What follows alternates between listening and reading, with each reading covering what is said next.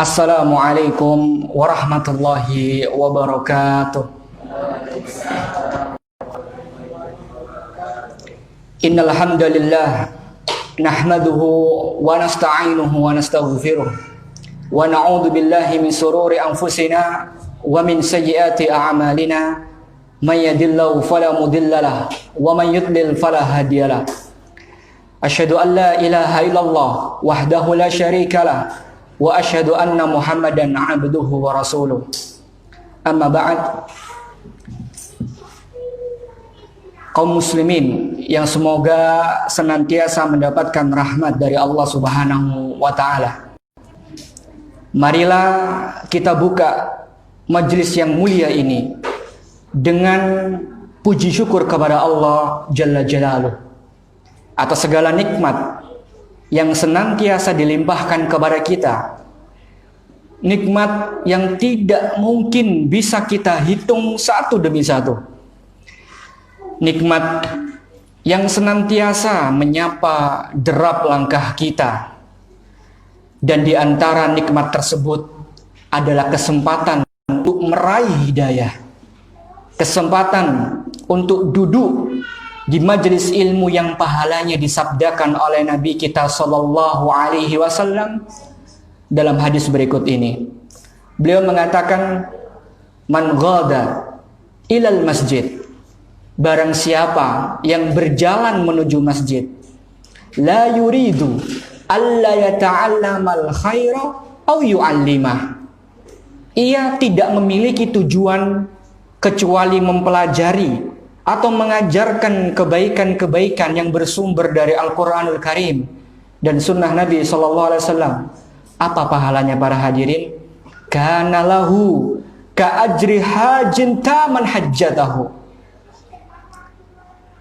Para jemaah, kalau kita benar-benar mengikhlaskan niat kita dalam menuntut ilmu agama pada kesempatan kali ini, maka ganjaran yang Allah siapkan adalah seperti ganjaran ibadah haji. Dan hadis ini disahihkan oleh Syekh Albani dalam kitab Sahih Targhib wa Tarhib. Oleh karena itu para jemaah dirahmati Allah Subhanahu wa taala, bersyukurlah kepada Allah. Pujilah Allah Jalla wa Ala di awal materi dan kajian kita karena pahala yang Allah persiapkan kepada kita dan hidayah yang sangat mahal ini. Selanjutnya salawat serta salam senantiasa kita curahkan kepada qudwah kita, uswah hasanah kita, Rasulullah sallallahu alaihi wasallam beserta para keluarga beliau, para sahabat-sahabat beliau dan orang-orang yang istiqomah berjalan di bawah naungan sunnah beliau sampai hari kiamat kelak. Sebelumnya kami ucapkan jazakumullahu khairan kepada jajaran takmir Masjid Gria Permata Ilmu. Alhamdulillah, alladzi bi ni'matihi tatimmus shalihat. Akhirnya saya bisa berkesempatan berziarah di masjid yang semoga Allah Subhanahu wa taala senantiasa menjaga jamaahnya. Judul kajian kita pada kesempatan kali ini adalah skala prioritas. Kita buka dengan sebuah hadis yang diriwayatkan oleh Ibnu Umar radhiyallahu anhuma. Ia berkata Rasulullah sallallahu alaihi wasallam pernah memegang pundaknya. Lalu berkata, kun fid dunya ka'annaka gharib aw 'abirun sabil. Hiduplah engkau di dunia seakan-akan seperti orang asing atau seperti seorang pengembara. Seseorang yang sedang menempuh perjalanan jauh. Seseorang yang berpindah dari suatu tempat ke tempat yang lain. Maka Ibnu Umar berkata, idza amsayta fala tantadiris sabah. Jika engkau berada di pagi hari, maka jangan tunggu sampai datangnya pagi. Wa idza asbahta fala tantadiril masa. Dan jika engkau berada di pagi hari, maka jangan tunggu sampai datangnya petang. Wa khudh min sihatika lima radika. Manfaatkanlah waktu sehatmu sebelum datang sakitmu. Wa min hayatika limautika. manfaatkanlah pula waktu hidupmu sebelum waktu matimu. Dalam riwayat At-Tirmidzi ditambahkan, fa innaka la tadri ya Abdullah masmuka ghadan. Karena engkau wahai Abdullah tidak tahu apa namamu besok. Hadirin yang dirahmati Allah Subhanahu wa taala. Kembali Nabi kita sallallahu alaihi wasallam menjelaskan kiat-kiat sukses di dunia maupun di akhirat. Kembali beliau menjelaskan kunci kebahagiaan. Kembali beliau memberikan sebuah resep untuk hati kita. Sebuah hadis yang diriwayatkan dari Ibnu Umar tadi. Pertanyaannya, apa makna dari resep ini? Apa makna dari perintah ini?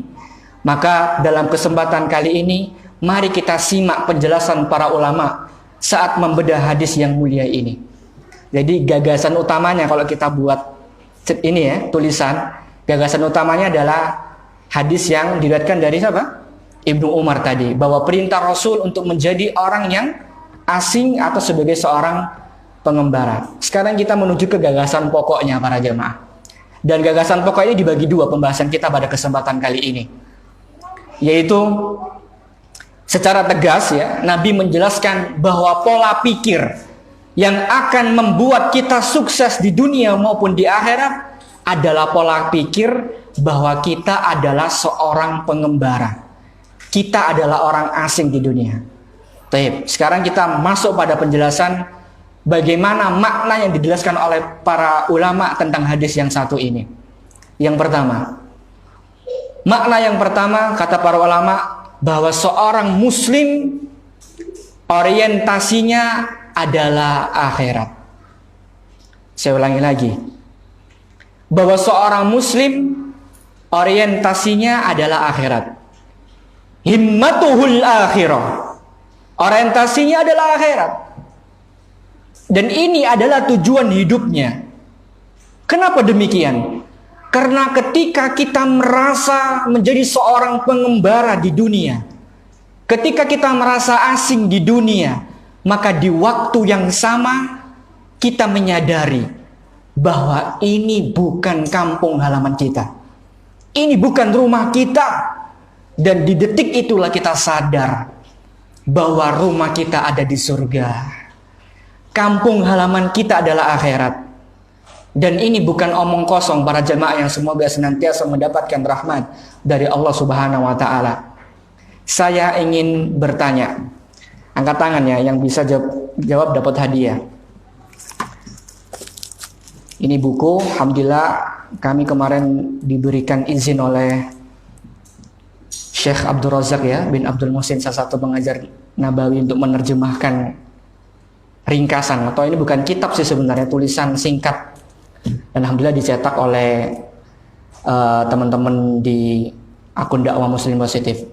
Saya mau tanya, di mana tempat tinggal seorang manusia pertama kali? Angkat tangan. Monggo. Di surga. Siapa itu? Nabi Adam alaihissalam. Tafadhol. Kenapa buku? Karena Indonesia itu,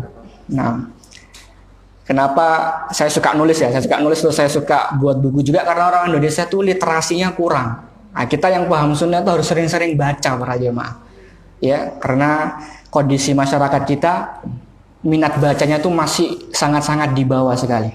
Tapi kembali ke materi kita, bahwa tempat tinggal pertama kali itu di surga, yaitu Nabi Adam alaihissalam. Ada yang nggak sepakat di sini? Ada ikhtilaf di antara kita? Ada yang nggak setuju kalau Nabi Adam itu awalnya nggak di surga, Ustadz? Ada? Sepakat ya. Fakta ini tidak bisa dibantah oleh umat manusia. Oleh karena itu, masya Allah, kejelian Rasul Shallallahu Alaihi Wasallam sampai Rasul akhirnya memberikan wasiat kepada siapa? Kepada Ibnu Umar tadi, kun fid dunya ka'annaka gharib aw 'abirun sabil. Hiduplah engkau di dunia seakan-akan seperti orang asing atau seperti seorang penggembara. Kenapa? Karena ini bukan tempat tinggal hidup kita para jemaah. Tempat tinggal kita itu di surga. Jadi bapak kita semua itu berada di surga. lalu diturunkan oleh Allah di dunia itu bukan sebagai tempat tinggal, namun karena salah satu konsekuensi dari kesalahan dan kekhilafan yang dilakukan oleh Nabi Adam, yaitu apa? Makan buah yang dilarang oleh Allah Subhanahu wa taala. Lah kok sekarang anak cucunya betah di dunia? Ini kan tanda tanya besar. Coba kita kaitkan dengan hadis Nabi sallallahu alaihi wasallam yang mengatakan ad-dunya sijnul mu'min wa jannatul kafir. Dunia itu penjara bagi orang beriman dan surga bagi orang kafir. Kalau nggak percaya, kita lihat di Al-Quran. Allah Subhanahu wa taala sering mengatakan lahum jannat. Dalam banyak ayat Allah Subhanahu wa taala mengatakan bahwa orang-orang beriman akan mendapatkan surga. Lahum jannat. Humnya kembali orang-orang beriman. Maka itu adalah kampung halaman kita para jamaah. Itu adalah orientasi kita. Itu tujuan hidup kita. Itu cita-cita kita. Makanya ketika seorang sahabat yang masih muda ditanya oleh Nabi SAW, apa yang engkau inginkan? Apa anak muda ini mengatakan? Uridu murafaqataka fil jannah. Wahai Rasul, keinginanku cuma satu, yaitu menemani engkau di surga Allah Subhanahu wa taala. Allahu Akbar. Kalau kita lanjutkan hadisnya ini, ditanya terus sama Rasul sampai 3 kali dan jawabannya sama. Hingga Rasul mengatakan, ya sudah, kalau gitu perbanyaklah sujud. Dalam artian apa? Jagalah salat 5 waktumu. Itu kalau kita baca secara lengkap. Tapi yang jadi poinnya, kenapa kok bisa sahabat ini ketika ditanya sama Rasul, jawabnya kok gitu? Ada yang tahu nggak? Padahal ini masih muda loh. Harusnya kan saya pengen punya perusahaan, saya pengen punya kebun, saya pengen punya bisnis. Tapi kenapa kok anak muda ini jawabnya, saya pengen menemani engkau di surga wahai Rasul sallallahu alaihi wasallam? Apa jawabannya? Karena dia sadar ini bukan tempat tinggalnya. Ini hanya tempat transit. Oleh karena itu para jamaah dirahmati Allah Subhanahu wa taala, jangan berpikir bahwa dunia ini tempat tinggal kita. Makanya kata para ulama, seorang mukmin yang sejati, dia pasti memendam kerinduan di akhirat, kepada akhirat. Coba tanyakan pada jiwa kita masing-masing, pernah nggak kita merindukan akhirat? Atau justru pola pikir kita hidup selama-lamanya di dunia? Kalau seandainya itu yang terjadi, maka jangan pernah berharap bahagia di dunia dan di akhirat. Seorang mukmin yang sejati, ia tidak pernah tenang, dalam artian tidak nyaman kalau berada di dunia. Seindah apapun fasilitas dunia, semewah apapun kehidupan dunia yang ia rasakan, itu nggak akan pernah tenang, nggak pernah nyaman. Coba kalau analoginya seperti ini para jemaah, kalau kita sedang safar, kita sedang bertamu di negeri seseorang misalnya, kita tidak akan bisa merasakan kenyamanan yang ada di kampung halaman kita. Ya apa enggak? Seperti itu yang kita rasakan. Nah, begitu juga seorang mukmin yang berada di dunia. Makanya Fudail bin Iyad rahimahullah pernah mengatakan, al-mu'min fid dunya ma'munun hazin. Orang beriman ketika berada di dunia itu senantiasa tidak bisa dipisahkan dengan kesedihan, tidak pernah bisa dipisahkan dengan ketidaknyamanan. Kenapa dia sedih? Bukan berarti dia tidak berbahagia di dunia, enggak.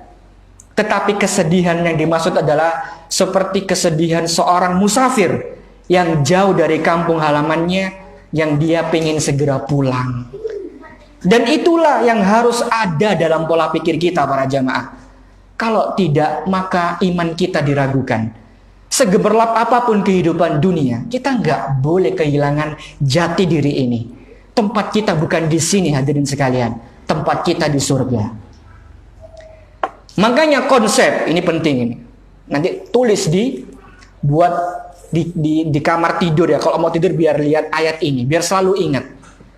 Yaitu konsep Allah Subhanahu wa taala kepada seorang mukmin itu tertera dalam surat Al-Qasas ayat ke-77.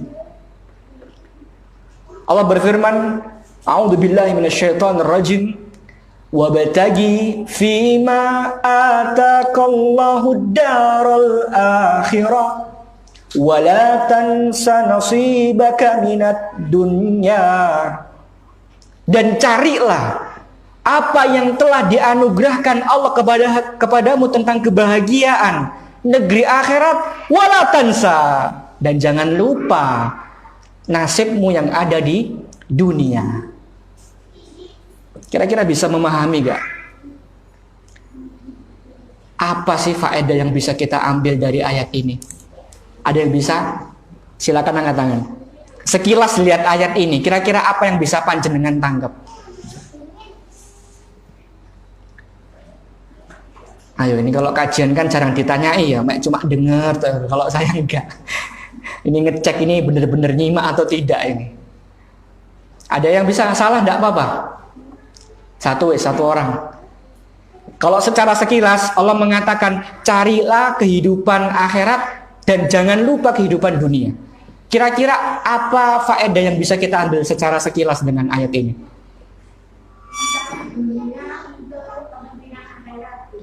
Mencari dunia untuk kepentingan akhirat. Kurang tepat.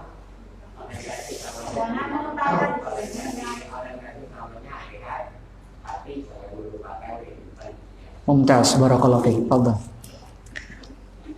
Yang muda mana nih? Jangan kalah sama yang tua-tua ya. Wah, ini ada waliman ya dekat sini ya. Cek 1 2. Baik. Sohi. Ya, coba kita renungkan lagi ayatnya.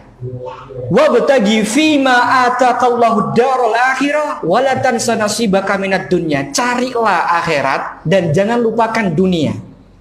Jadi seorang mukmin pikirannya selalu orientasinya akhirat.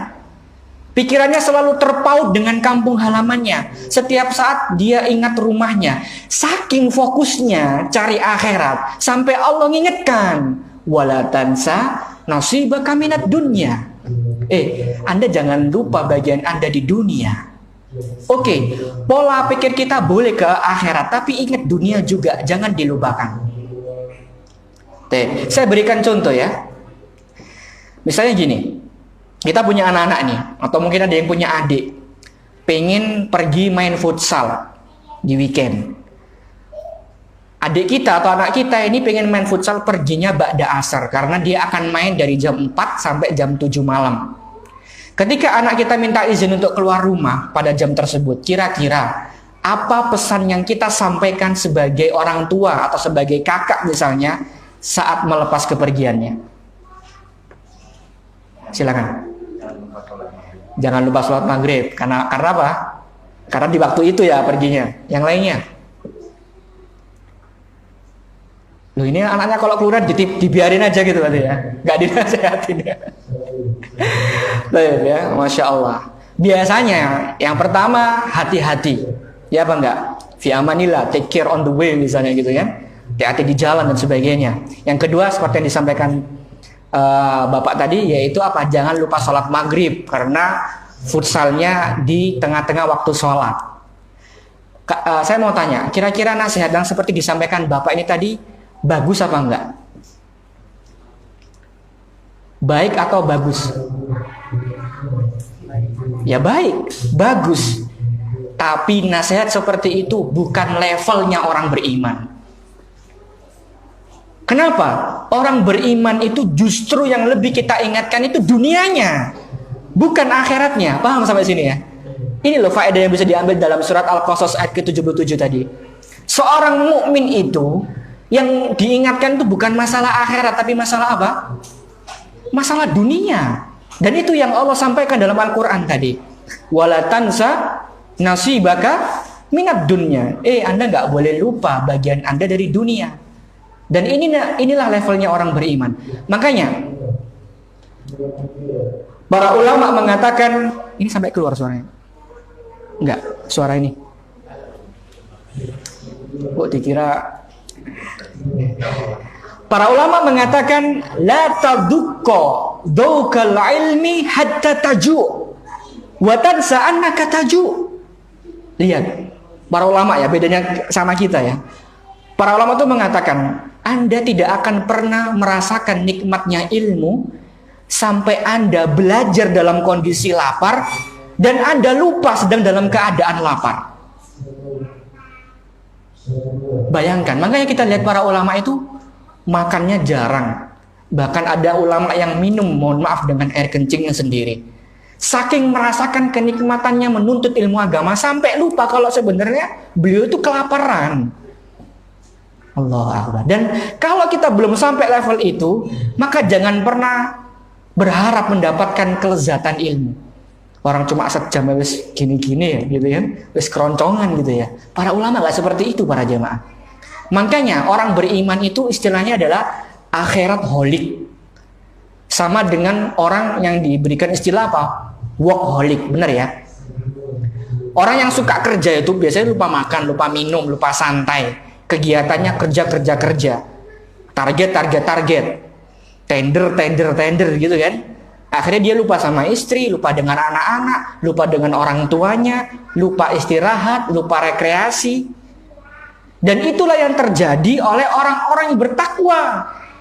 Sehingga dalam tanda kutip, Allah itu perlu mengingatkan mereka, wala tansa nasibaka minad dunya. Anda nggak boleh lupa loh bagian Anda dari dunia. Tubuhmu punya hak, matamu punya hak, lambungmu punya hak, dan kakimu juga punya hak. Masih gak percaya kalau konsep ini yang diberikan oleh Allah itu terjadi terhadap orang-orang bertakwa? Oke, saya berikan contoh, tolong dicatat. Yang pertama, ini bukan isapan jempol belaka para jamaah. Contoh dari kalangan para sahabat yang menggambarkan bahwa mereka adalah akhirat holik sampai lupa sama dunianya. Yang pertama adalah kisah dari Abdullah bin Amr bin As. Ketika beliau berhadapan dengan Rasulullah SAW, ya Rasulullah, fikram akra'ul Quran. Wahai Rasulullah, saya boleh mengkhatamkan Al-Quran ini berapa lama waktunya? Maka Rasul mengatakan fi syahrin, 1 bulan. Apa kata Abdullah bin Amr bin As? Ini aqwa min dalika. Ya Rasul, saya bisa lebih cepat daripada sebulan. Watana kosuhu, berkurang dari sebulan, mungkin 25 hari, 20 hari, sampai mentok. Rasul mengatakan apa? Ikra'u fis sabah. Wis, mentok ini ya, sudah ya, sepekan itu batasnya. Abdullah bin Amr bin As masih nggak setuju, sampai mengatakan ini aqwa min dalika ya Rasul, saya bisa lebih cepat daripada itu. Maka akhirnya Rasul kesel gitu kan, ini orang kok maksa gitu kan. Akhirnya keluarlah sabda beliau, la yafqahu man qara'ahu fi aqalla min salas. Gak bisa orang memahami apa yang dibaca di dalam Al-Quran dan mengkhatamkannya kecuali dalam waktu minimal 3 hari. Masya Allah. Jadi sebenarnya Abdullah bin Amr bin As itu agak dipaksa sama Rasul. Kurangi dosis Anda. Wala tansa nasibaka minad dunya. Karena nanti bagaimana dengan hak untuk istri Anda, untuk anak Anda, untuk keluarga Anda. Maka dari itu, hadis ini ya berkaitan dengan masalah rukhsah atau keringanan itu hanya terjadi di bulan apa? Hadis ini. Yang kita boleh mengkhatamkan Al-Quran minimal 3 hari sekali. Di bulan apa? Ramadan toh. Di luar Ramadan apakah boleh? Gak boleh. Kenapa? Karena di bulan Ramadan pahala akan dilipat gandakan. Maka it's okay kalau misalnya kalau Anda mau mengkhatamkan Al-Quran, ya udah 3 hari sekali. Tapi di luar Ramadan apakah boleh? Enggak. Ini hanya khusus di bulan Ramadan. Masya Allah. Ini contoh pertama. Siapa tadi? Abdullah bin Amr bin As. Sekarang contoh yang kedua, dan ini lebih ekstrim para jamaah. Mungkin jenengan pernah dengar kisah ini. Yaitu sahabat yang mulia Abu Darda radhiyallahu an. Kita tahu bagaimana Salman Al-Farisi itu dipersaudarakan oleh Nabi bersama Abu Darda. Ya, suatu ketika Salman ini main ke rumahnya Abu Darda radhiyallahu an. Ketika buka, tok, assalamualaikum, salam. Yang buka kan istrinya, dibuka. Kaget Salman Al-Farisi. Loh, kenapa kok pakaiannya panjenengan seperti ini, lusut, nggak bersih, nggak rapi, kok kayak nggak terurus gini? Apa kata istri dari Abu Darda? Siapa namanya? Ummu Darda, ya kan? Suaminya Abu Darda, istrinya Ummu Darda, ya. Jadi Ummu Darda mengatakan, iya, saudaramu ini sudah nggak butuh sama dunia. Saya nggak pernah disentuh, ngelere aja nggak. Bayangkan. Dan istrinya bilang, Abu Darda itu kalau sholat malam, itu dimulai dari ba'da isya sampai mau subuh. Sholat malam loh para jamaah. Terus kalau siang itu puasa sunnah. Kira-kira sempat gak ngelirik istrinya itu? Ini akhirat holik para jamaah, ibadat tok tiap harinya. Makanya Ummu Darda tadi sampai memberikan statement, ini saudaramu gak butuh sama dunia ini. Subhanallah. Yaudah, akhirnya yaudah, Ummu Darda, saya izin masuk ya. Oh ya, monggo. Dan ternyata benar, ketika Salman Al-Farisi itu masuk, Abu Darda sedang puasa sunnah. Tapi meskipun puasa sunnah, Abu Darda tidak melupakan hak saudaranya sebagai tamu. Ya, beliau semangat menyiapkan meskipun beliau sedang berpuasa. Tamunya tetap disuguhkan makanan yang enak-enak. Karena sudah akhirat oriented, carinya pahala gitu kan. Mereka itu generasi yang hatinya akhirat. Jadi walaupun mereka berpuasa, tamu tetap dijamu dengan maksimal. Beda dengan kita. Kita puasa, tamunya dipaksa puasa juga ya. Mohon maaf, saya sedang puasa, adanya cuma air putih ini gitu kan. Abu Darda nggak gitu, tetap dibelikan makanan yang enak. Ya, kita lanjutkan ke ceritanya. Akhirnya Salman ngomong, Abu Darda, saya nggak mau makan kalau engkau nggak mau makan. Bingung ini Abu Darda. Ini tamu kok maksa saya gitu loh. Padahal pada waktu itu Salman ingin mengajarkan kepada Abu Darda, ada waktunya Anda berpuasa, juga ada waktunya Anda melayani tamu. Gak bisa puasa terus. Nah akhirnya karena Salman ini tamu dan menjamunya adalah wajib. Ini kaidah ya, usul fiqh ya. Jadi kalau dua hal bertemu, misalnya yang sunnah bertemu dengan yang wajib, maka yang sunnah akan hilang, kita harus melakukan yang wajib. Ya, puasa sunnah tidak boleh dilaksanakan ketika ada sesuatu yang wajib, yaitu menjamu tamu. Ya, maka wajib dibatalkan puasanya. Akhirnya akhirnya makan bareng para jamaah. Akhirnya makan bareng. Datanglah waktu di malam hari, Abu Darda ini saking menghormati tamunya, beliau itu lebih milih tidur sama Salman daripada tidur sama istrinya. Kasihan Ummu Darda ya hidupnya ya.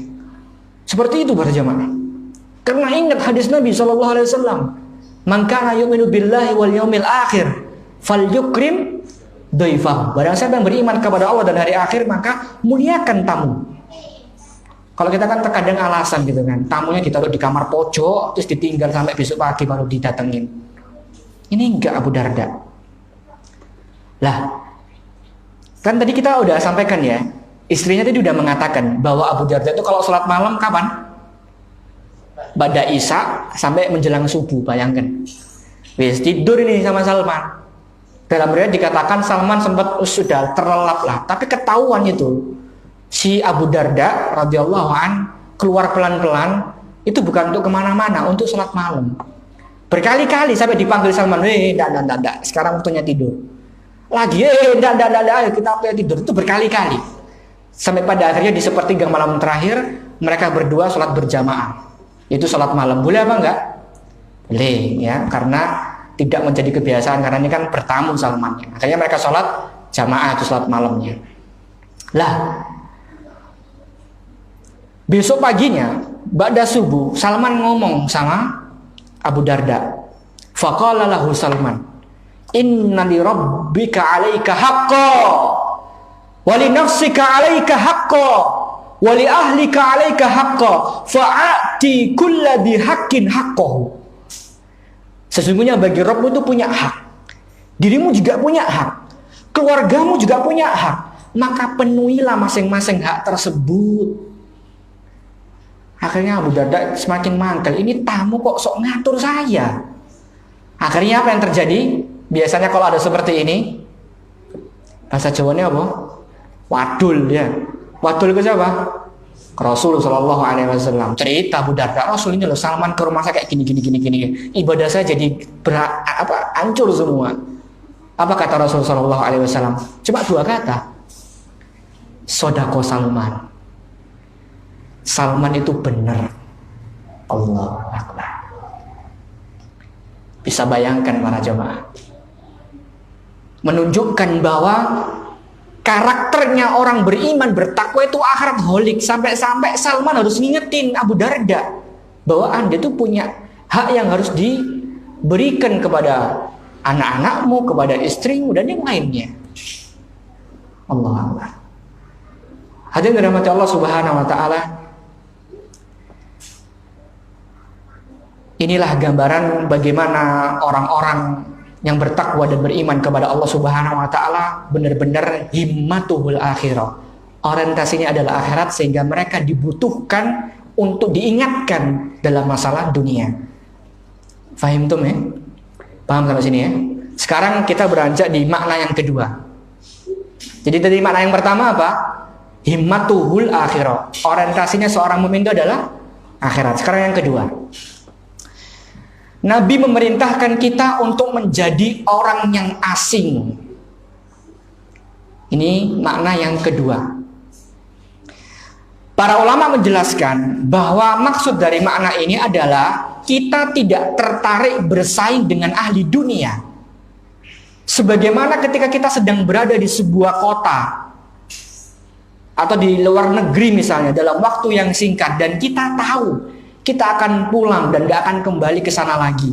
Misalnya gini, kita punya rezeki nih, kita bisa berangkat ke Dubai, salah satu negara kaum muslimin yang menawarkan fasilitas dunia pada hari ini di Uni Emirat Arab ya, khususnya di Dubai ini ya. Ketika kita ke Dubai dan kita tahu kita gak lama di sana, paling 3 hari, 5 hari, 10 hari, paling baik transit tok kalau umroh biasanya. Habis itu putus kontak. Hadirin, pada saat kita di hotel atau mungkin kita punya saudara di sana, terus lihat tetangga atau samping kita bangun rumah yang megah, kira-kira kita tertarik gak bangun rumah di sana? Tertarik gak? Tertarik? Wah, kayak duit yo. Tertarik gak? Kalau kita sebagai cuma transit tok loh ya, tertarik gak? Enggak, ngapain ngabisin uang di sana? Uang kita di sini balik pulang kok. Gitu kan? Kalau misalnya kita di Dubai lihat teman kita bawa Lamborghini atau Ferrari misalnya, kita tertarik nggak beli di sana Lamborghini-nya? Enggak, mungkin kita cuma bentar di sana, ya. Karena saya mau pulang, saya nggak mau invest. Kalau mau invest, biasanya itu ke kampung halaman, karena saya akan kembali ke sana, ya apa enggak? Tuh ya. Begitupun juga dengan seorang mukmin. Dia lebih tertarik investasi akhirat daripada investasi dunia. Kalaupun seandainya seorang muslim mukmin ini investasi dunia, maka dia jadikan hal tersebut sebagai sarana menuju akhirat. Misalnya uangnya banyak, beli tanah sana, beli tanah sini, sudah beli tanah semua, bangun pondok, bangun tempat anak yatim, bangun tahfidz Quran dan sebagainya. Itu namanya apa? Investasi dunia, namun digunakan untuk menuju akhirat. Seperti itu. Karena dia nggak tertarik bersaing dengan ahli dunia. Karena dia sudah tahu di sini cuma sementara. Buat apa kita terpancing? Buat apa singgasana yang besar di dunia? Buat apa membangun rumah yang megah, yang melebihi kebutuhan kita di dunia? Orang kita cuma sementara kok. Maka kata Rasulullah mengatakan apa jadi gharib, asing. Paling kalau kagum cuma sepintas aja, oh bagus ya Lamborghini-nya, udah selesai. Karena kita akan pulang. Dan bukankah itu hakikat harta kita di dunia? Kalau kita hanya punya orientasi dunia, itu akan terputus para jemaah. Makanya Hasan Al-Basri rahimahullah pernah mengatakan, "Idza ra'aita ar-rajula yunafisuka fid dunya fatunafisuhu fil akhirah." Apabila engkau melihat seseorang mengunggulimu dalam masalah dunia, jadi kejar dunia, ungguli masalah akhiratnya. Allahu Akbar. Lihat kecerdasan para ulama. Dan Allah mengatakan wa fi dzalika falyatanafasil mutanafisun, kata Allah Subhanahu wa taala. Dan untuk masalah akhirat, maka disitulah orang-orang beriman bersaing, berlomba. Fastabiqul khairat, berlomba-lomba dalam kebaikan. Itu orang-orang beriman. Mereka nggak tertarik berlomba-lomba dalam masalah dunia. Makanya para hadirin dirahmati Allah Subhanahu wa taala, saya ajak mikir lagi nih sekarang ya. Siapa yang pernah baca kekayaan secara detail Umar bin Khattab, kekayaan secara detail Utsman bin Affan, kekayaan detail dari Abu Bakar? Siapa yang pernah baca? Ada gak dalam sirah Nabawi tentang rincian kekayaan harta-harta para sahabat radhiyallahu anhum? Gak ada. Yang ada itu riwayat tentang apa? Infaknya mereka, ya apa enggak? Oh, Abu Bakar semuanya gitu kan. Gak ada rincian punya berapa ini, enggak sedetail itu. Intinya yang ada dalam riwayat hadis itu adalah besarnya infak mereka. Artinya apa? Kenapa kok gak ada riwayat hadis yang menunjukkan tentang rincian harta para sahabat? Karena mereka tuh gak suka bicarakan harta orang lain. Enggak. Beda sama kita para jamaah. Para sahabat itu gak pernah ngomongin mobil temennya itu. Wih, mobilnya baru bro gitu kan, bagus sekali, Expander gitu kan. Para sahabat terjolong itu gak pernah tertarik mau pakai Avanza, kayak mau pakai Innova, mau pakai BMW, itu urusan dia. Gak pernah mikir itu para sahabat radhiyallahu anhum. Yang penting itu akhirat. Yang penting itu kenapa fulan itu bisa datang ke kajian, sedangkan saya gak pernah datang kajian. Itu yang jadi pemikiran mereka, yang jadi masalah mereka. Kenapa kok si fulan itu bisa ngatur waktu, tapi saya nggak bisa ngatur waktu? Kenapa dia bisa hafal juz 30, tapi saya juz kulhu gak hafal-hafal gitu kan? Salah kebolak-balik, apalagi apa? Al-Kafirun, Al-Falaq gitu kan? Gak mungkin gitu ya. Makanya di antara bukti ya, kalau jenengan nggak percaya, ini saya kasih bukti bahwa pemikiran kita dengan para sahabat itu beda. Ini kalau adzan tutut ya. Baik. Jam saya kecepatan soalnya tadi punya. Apa buktinya kalau para sahabat radhiyallahu anhum itu benar-benar gak tertarik bahas masalah hartanya orang lain? Kita simak sabda Nabi SAW. Ini terkenal ini. Ini terkenal hadis ini.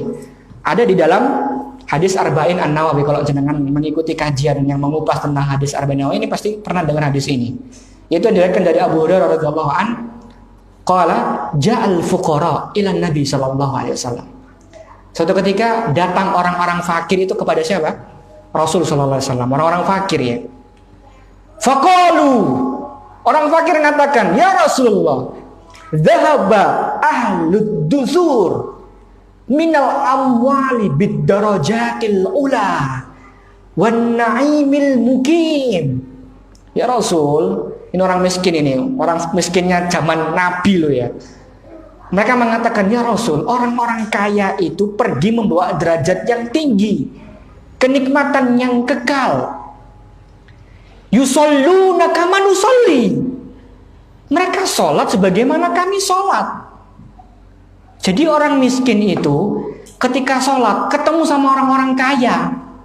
Lah kok mereka bisa sholat semua ya? Harusnya kan orang kaya itu sibuk dagang, sibuk rapat, sibuk meeting, sibuk riwari sana sini. Lah kok ini orang kaya bisa sholat di samping kami orang-orang miskin? Gak terima orang miskinnya nih orang kaya sholat. Wa yasumuna kama nasum, dan mereka juga bisa puasa sunnah. Kan mereka bisa makan enak-enak. Kenapa kok ikut puasa seperti kami orang-orang miskin? Walahum fadlun min amwal, dan mereka punya uang yang banyak sehingga apa? Yahujjuna biha, mereka bisa berhaji, wa ya'tamiruna, bisa umrah, wa yujahidun, bisa berjihad, wa tasaddaqun, bisa bersedekah. Allahu akbar. Ini gambaran orang-orang miskin, fakir di zaman Rasul para jamaah.